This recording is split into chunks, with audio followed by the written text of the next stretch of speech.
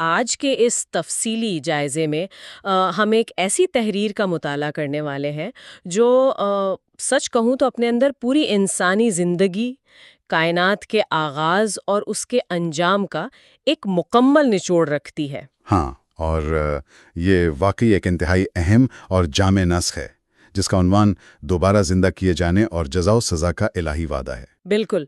بنیادی طور پر دیکھا جائے تو یہ متن قرآن مجید کی سورہ یونس کی آیت نمبر 4 پر مبنی ہے۔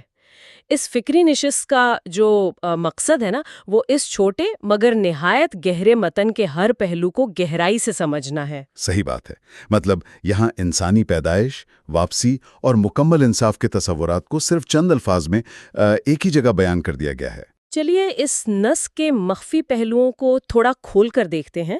یہ واقعی حیران کن بات ہے کہ کس طرح چند جملوں میں پوری انسانی تاریخ اور مستقبل کا سفر طے کر دیا گیا ہے۔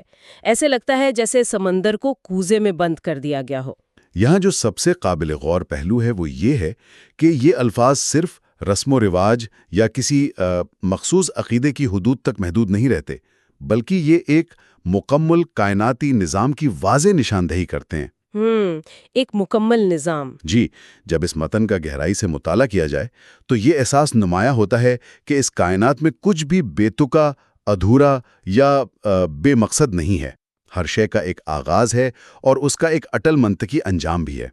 واقعی یہ تحریر پڑھنے والے کے ذہن کو اس سوچ کی طرف راغب کرتی ہے کہ یہ دنیا کوئی اتفاقی حادثہ نہیں ہے۔ بالکل نہیں، یہ ایک عظیم اور سوچے سمجھے نظام کا حصہ ہے جس کی بنیادیں انتہائی مضبوط ہیں۔ اگر ہم اس متن کی ابتدائی سطروں پر غور کریں تو شروعات ہی ایک انتہائی واضح اور قطعی جملے سے ہوتی ہے۔ الیہ مرجعکم جمیعا، یعنی اسی کی طرف سب کو لوٹ کر جانا ہے۔ ہاں، یہ جملہ اپنے اندر بہت وزن رکھتا ہے۔ اس میں ایک لفظ ہے جس نے مجھے بار بار سوچنے پر مجبور کیا، اور وہ لفظ ہے جمیعاً، یعنی سب کو ایک ساتھ یا تمام کو۔ عام دنیا میں ہم دیکھتے ہیں کہ لوگ مختلف راستوں پر چلتے ہیں، سب کی منزلیں جدا ہوتی ہیں۔ صحیح کہہ رہے ہیں آپ، دنیا کا نظام تھوڑا مختلف ہے۔ لیکن یہاں ایک ایسی واپسی کا ذکر ہے جہاں سب یکجا ہو جائیں گے۔ میں چاہتی ہوں کہ اس اجتماعی واپسی کے تصور کو تھوڑا مزید واضح کیا جائے۔ دیکھیں، اگر ہم اس لفظ جمعین کو انسانی نفسیات اور معاشرتی نظام کے پس منظر میں رکھ کر دیکھیں تو اس کی اہمیت اور احاطہ بہت وسیع ہو جاتا ہے۔ یعنی اس میں کوئی تفریق نہیں ہے؟ بالکل، یہ لفظ دراصل کسی بھی قسم کے استثناء یا چھوٹ کو بالکل ختم کر دیتا ہے۔ دنیا میں عام مشاہدہ یہی ہے کہ لوگ اپنے رتبے، دولت یا طاقت کی بنیاد پر بہت سی عام ذمہ داریوں یا قوانین سے بچ نکلتے ہیں۔ ہاں، ان کے لیے خصوصی رعایتیں اور الگ راستے موجود ہوتے ہیں، وی آئی پی پروٹوکالز ہوتے ہیں۔ ایگزیکٹلی۔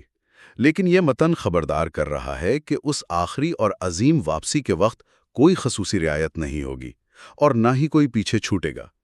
یہ ایک مکمل اجتماعی انجام ہے۔ یعنی ایک ہی وقت میں سب کی پیشی؟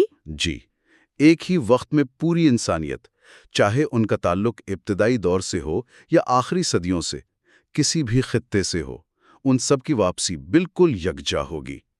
یہ ایک ایسی جمعیت اور شمولیت ہے جو انسان کے اندر موجود اس گمان کو توڑ دیتی ہے کہ وہ اس کائناتی قانون سے بالاتر ہو سکتا ہے۔ یہ وضاحت حقیقت میں انسانی غرور کو آئینہ دکھاتی ہے کہ آخرکار سب کو ایک ہی سطح پر آنا ہے۔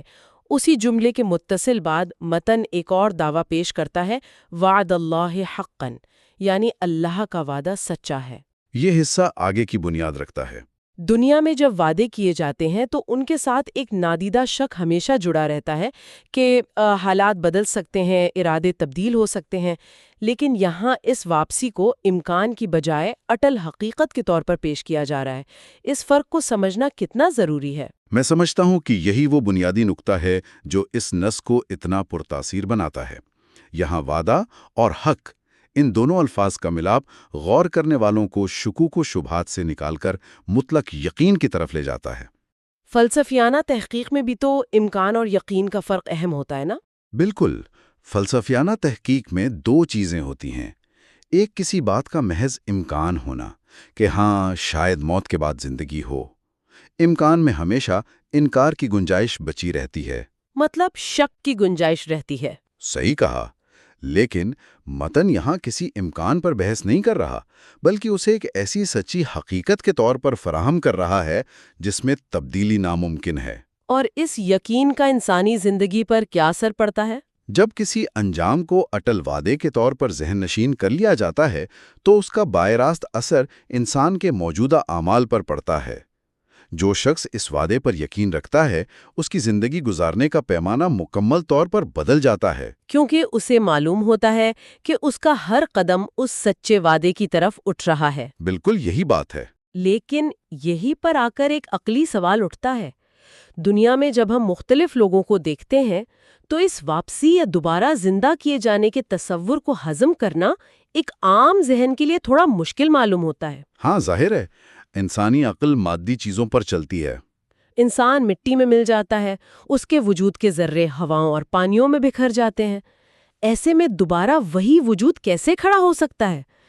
اس تحریر نے آگے چل کر اس پیچیدہ سوال کا جواب انتہائی سادگی مگر مضبوط دلیل کے ساتھ دیا ہے۔ اور وہ دلیل کیا ہے؟ اِنَّهُ يُبْدَأُ الْخَلْقَ ثُمَّ يُعِيدُهُ، یعنی بے شک وہی پہلی بار پیدا کرتا ہے پھر وہی دوبارہ پیدا کرے گا۔ یہ متن کا وہ حصہ ہے جہاں محض جذباتی عقیدت کے بجائے خالص منطق اور عقلی دلیل کا سہارا لیا گیا ہے۔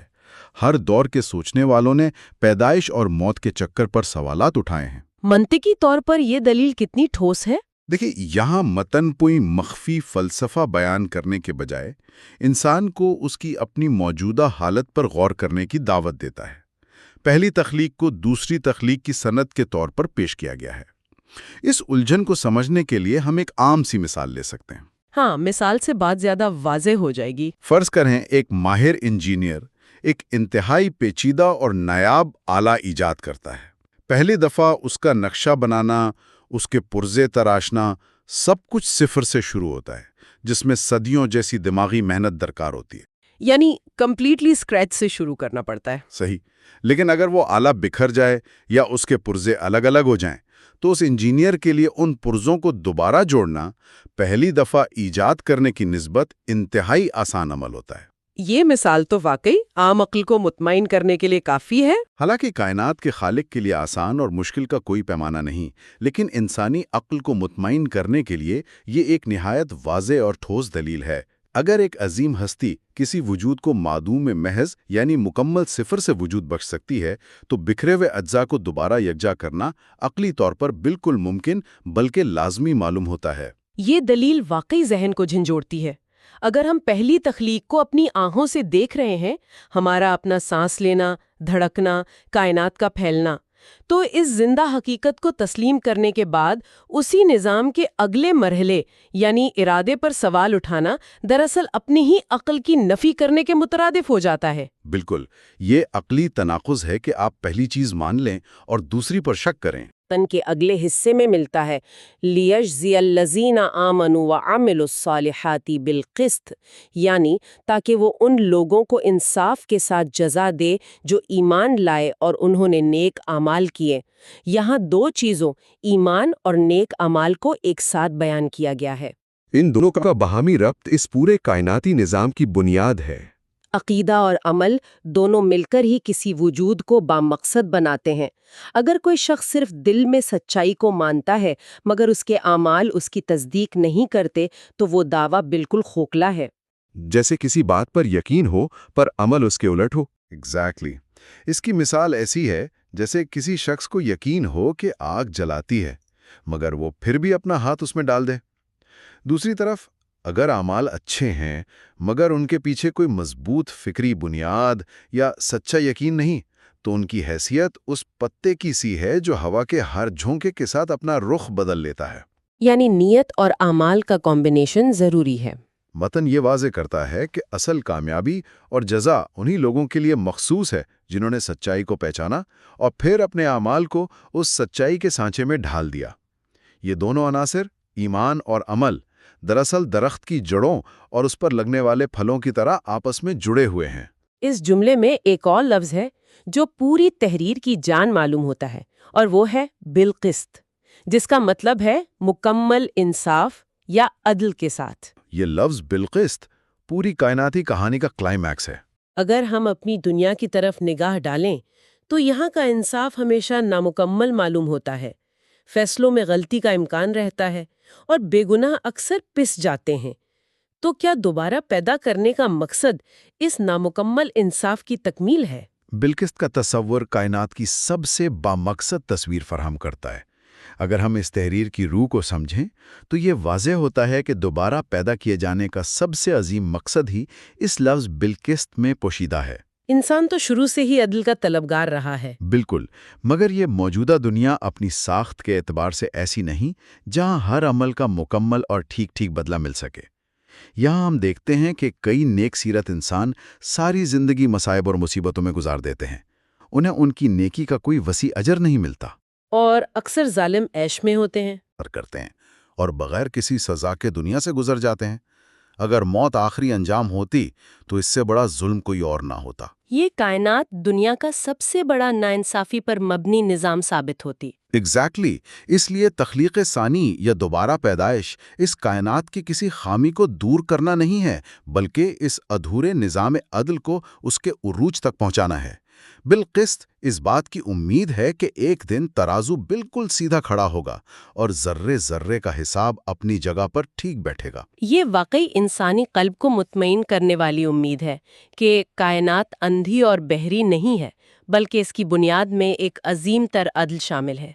لیکن متن یہاں آ کر رکتا نہیں ہے، اس سکے کا دوسرا رخ بھی ہے، اور تحریر پوری صفگوئی کے ساتھ اس رخ کو بھی سامنے رکھتی ہے، جو کہ کافی سخت حقیقت ہے۔ اگلا حصہ حقیقت پسندانہ اور انتہائی سخت ہے۔ والذین کفروا لہم شراب من حمیم وعذاب علیم بما کانوا یکفرون، یعنی اور جنہوں نے کفر کیا ان کے لیے کھولتا ہوا پانی پینے کو ہوگا اور دردناک عذاب ہوگا اس انکار کے بدلے جو وہ کرتے تھے۔ یہ متن کا وہ حصہ ہے جو بالکل واضح وارننگ دے رہا ہے۔ ایک طرف انصاف اور جزا کی امید ہے اور دوسری طرف سچی حقیقت سے مسلسل آنکھیں چرانے والوں کے لیے انتہائی واضح اور سخت انجام کا ذکر ہے۔ اس سختی کو کس پس منظر میں دیکھنا چاہیے؟ جب بھی عذاب یا سخت سزا کا ذکر آتا ہے تو بعض اوقات لوگ اسے کسی انتقامی کارروائی یا بے بنیاد غصے کا نتیجہ سمجھ لیتے ہیں، لیکن اس آیت کے بالکل آخری الفاظ اس غلط فہمی کو ہمیشہ کے لیے دور کر دیتے ہیں۔ وہ الفاظ ہیں بما کانوا یکفرون، یعنی اس انکار کے بدلے جو وہ کرتے تھے۔ ہاں، عربی زبان کی اس ترکیب پر غور کیا جائے تو قانوت کا لفظ کسی عمل کے مسلسل، لگاتار اور عادی ہونے کی طرف اشارہ کرتا ہے۔ یہ کسی ایک اچانک غلطی یا بھول چوک کا ذکر نہیں ہے۔ یعنی یہ ایک ڈیلیبریٹ چوائس تھی۔ صحیح کہا، یہ ایک ایسی روش کا ذکر ہے جہاں انسان بار بار سچائی کو سمجھنے کے باوجود جان بوجھ کر اس کا انکار کرتا ہے۔ اس لیے جو نتیجہ سامنے آئے گا وہ سزا کسی منمانی کا حصہ نہیں، بلکہ ان کے اپنے چنے ہوئے راستے کا برے راست اور منطقی نتیجہ ہوگا۔ مطلب انسان کی اپنی آزادی اور اختیار کا ہی ایک نتیجہ ہے۔ انسان کو جو آزادی اور اختیار دنیا میں دیا گیا ہے، یہ سزا دراصل اس آزادی کی قیمت ہے۔ اگر کوئی مسلسل دھوپ اور روشنی سے بھاگ کر خود کو اندھیرے غار میں قید کر لے تو وہ اندھیرا اس پر مسلط نہیں کیا گیا، بلکہ وہ اس کے اپنے مسلسل فیصلوں کا تسلسل ہے۔ اس وضاحت سے ذمہ داری کا تصور بہت گہرا اور وزنی محسوس ہوتا ہے۔ مطلب یہ کہ سزا اور جزا دونوں دراصل انسان کے اپنے اعمال کے وہ نتیجے ہیں جو اس دنیا میں مخفی تھے اور اس آخری منزل پر بالکل واضح ہو کر سامنے آ جائیں گے۔ بالکل، اعمال ہی اپنی شکل بدل کر وہاں سامنے آئیں گے۔ کھولتے ہوئے پانی اور دردناک سزا کا ذکر دراصل اس اندرونی آگ اور فساد کی ظاہری شکل معلوم ہوتی ہے جو انسان دنیا میں سچائی کا گلا گھونٹ کر اپنے اندر بھرکاتا رہتا ہے۔ یہ بہت ہی خوبصورت وضاحت کی ہے آپ نے، اور جب ہم اس مکمل انصاف کی بات کرتے ہیں جس کا ذکر بالقسط کے تحت گزرا ہے، تو اس عدل کا لازمی تقاضا یہی ہے کہ خیر کا بدلہ خیر ہو اور شر کا بدلہ شر، ورنہ تو عدل قائم ہی نہیں ہو سکتا تھا نا۔ اگر اچھے اور برے دونوں لوگوں کا انجام موت کی شکل میں ایک ہی جیسا ہوتا، یا مسلسل انکار اور ظلم کرنے والوں کو ان کے انکار پر جواب دہ نہ ٹھہرایا جاتا، تو تخلیق ثانی کا وہ بنیادی مقصد ہی غلط ہو جاتا۔ جزا اگر اعمال کی پاکیزگی پر مل رہی ہے تو سزا بھی حق کی مخالفت اور تکبر کا منطقی وزن ہے۔ کائنات انسان کو اس کا مناسب مقام دے رہی ہے۔ اسے پتھر یا درخت نہیں بنایا گیا جو مجبور ہوں، بلکہ اسے اختیار دیا گیا ہے، اور یہی اختیار اسے اس قابل بناتا ہے کہ وہ عظیم ترین درجات حاصل کرے یا پھر اپنی ضد کی وجہ سے بدترین انجام تک پہنچ جائے۔ واقعی اس تحریر کے ایک ایک لفظ کا گہرائی سے جائزہ لینے کے بعد یہ بات شیشے کی طرح صاف ہو جاتی ہے کہ یہ صرف ایک آیت یا عبارت نہیں ہے، بلکہ انسانی وجود کی بنیادی فلسفی کی مکمل وضاحت ہے۔ ایک مکمل بلو پرنٹ ہے زندگی گزارنے کا۔ ہاں، اس نص نے کائنات کے آغاز کی منطقی دلیل کو، وحدت کی سچائی اور اٹل حقیقت کو، ایمان اور عمل کے گہرے ربط کو، اور اس کے نتیجے میں قیام ہونے والے مطلق انصاف کو ایک ہی مضبوط دور میں انتہائی خوبصورتی سے باندھ دیا ہے۔ اور میرا ماننا ہے کہ سب سے اہم بات یہ ہے کہ اس پورے مطالعے کو ذہنی کشمکش کی حدود سے نکال کر عام زندگی کے حوالے سے سمجھا جائے۔ آج کے اس دور میں انسان بہت تیزی سے عدم اہمیت اور بے مقصد پن کے احساس کا شکار ہو رہا ہے۔ نیہلزم کا اثر بہت زیادہ ہے آج کل۔ بالکل، ایک عام تصور یہ پنپ رہا ہے کہ اس وسیع کائنات میں انسانی وجود کی کوئی اہمیت نہیں، ہم بس پیدا ہوئے ہیں اور ایک دن مٹی میں مل کر ہمیشہ کے لیے معدوم ہو جائیں گے۔ یہ متن اس بے مقصد پن کو جڑ سے اکھاڑ پھینکتا ہے۔ ہر عمل کو اہمیت دیتا ہے۔ یہ واضح کرتا ہے کہ اس زمین پر اٹھایا گیا ایک ایک قدم، دل میں آنے والی ہر ایک مخفی سوچ اور دوسروں کے ساتھ رویہ کائنات کے نظام میں کہیں نہ کہیں محفوظ ہو رہا ہے اور اپنا ایک وزن رکھتا ہے۔ یہ تصور انسان کو صرف ذمہ دار ہی نہیں بناتا، بلکہ اس کی ذات کو ایک عظیم مقصد اور اس کے دل کو ایک ناقابل تسخیر امید فراہم کرتا ہے۔ یہ امید کہ کوئی بھی سچی کوشش، کوئی بھی رکا ہوا آنسو اور کوئی بھی چھوٹی سی نیکی ہرگز ضائع نہیں ہوگی، یہ ایک ایسی بنیادی اور گہری سچائی ہے جو اس فکری نشست کے ختم ہونے کے بعد بھی طویل عرصے تک ذہن کے دریچوں میں گونجتی رہنی چاہیے۔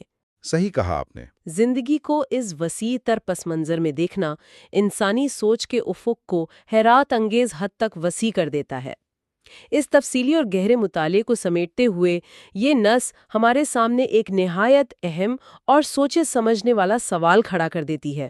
وہ سوال کیا ہے؟ اگر اس حقیقت پر غور کیا جائے کہ دوبارہ تخلیق اور اس عظیم اجتماعی واپسی کا بنیادی مقصد ہی بالقسط یعنی مکمل اور بے عیب انصاف کی فراہمی ہے، تو کیا اس اٹل حقیقت کا ادراک اس دنیا میں پھیلی ہوئی ناانصافیوں اور ظلم کو دیکھنے کے نظریے کو مکمل طور پر بدل نہیں دیتا؟ یہ ایک انتہائی گہرا پہلو ہے۔ جب ارد گرد بے بنیاد فیصلے اور حق تلفیاں ہوتی نظر آتی ہیں تو کیا اس آخری اور عظیم انصاف کی امید سے دل کو سکون اور ٹھہراؤ ملتا ہے، یا پھر اس عظیم اور سخت ترازو کے تصور سے اپنے ہی اعمال اور اختیار کے حوالے سے ذمہ داری کا بوجھ مزید بھاری محسوس ہونے لگتا ہے؟ یہ ایک ایسا سنگین اور پرنور سوال ہے جو اس تحریر کو محسوس کرنے والے ہر ذہن کے لیے غور و فکر کے نئے دروازے کھول دیتا ہے۔